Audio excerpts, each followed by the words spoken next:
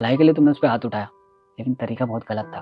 तुम्हें ऐसे हाथ नहीं उठाना चाहिए था, तुम्हें उसे प्यार से समझाना चाहिए था। और देखो ना, शीतल के सामने अक्षय ने थोड़ा सा भी जवाब नहीं दिया। पता है क्यों? क्योंकि वो समझता है कि छोटी छोटी तकरार में परिवार टूट जाता है। क्योंकि उसे पता है कि हम दोनों के माँ बाप नहीं है और परिवार होना कितना ज़रूरी होता है। और देख लो आस पड़ोस में कितने भाई साथ में रहते हैं?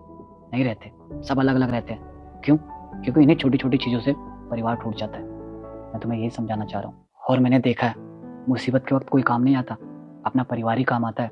इसलिए मैं चाहता हूँ कि ऐसी कोई गलती ना करें हम, जिससे हमारा परिवार बिखरे। क्योंकि हम दोनों ही तो इस घर के बड़े हैं ना, तो हमें ही समझना पड़ेगा। देखिए, मैं मानती हूँ कि मैंने गलत किया, लेकिन तुम ही सोचो, अब तक हमने उसे अपने बच्चे की तरह पाला है।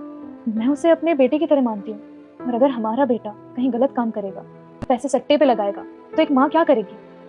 तुम ही बताओ। मैं उन्हें अपने माँ बाप की तरह मानता हूँ। जब भी मैंने किसी चीज़ की जिद की भैया से, तो भाभी ही थी जिन्होंने मेरा पूरा साथ दिया।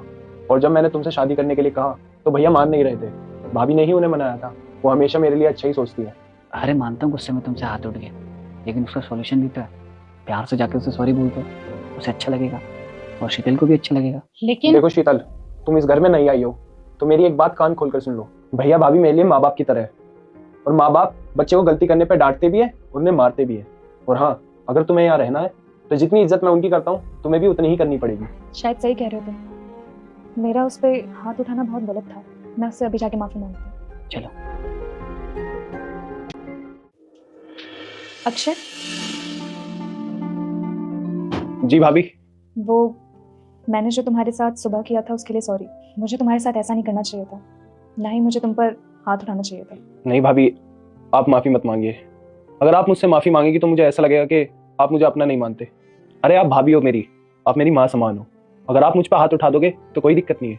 भाभी, मैं आपसे नाराज नहीं हूँ, और आप माफी मांगकर मुझे शर्मिंदा मत करिए। दीदी, आप मुझे भी माफ़ कर दीजिए। मुझे आपसे ऐसे बात नहीं करनी चाहिए थी।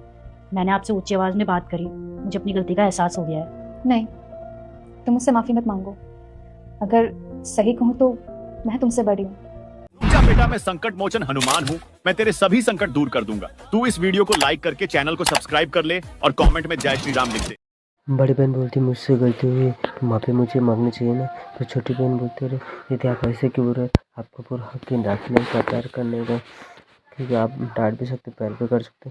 लड़का बोलते वाह वाह क्या संस्कारी है, अपना घर कभी ऐसे ही बना रहे। हाँ, ओम शांति। कभी तो घर टूटे नहीं। मुझे अच्छा लग रहा है, शेयर करना।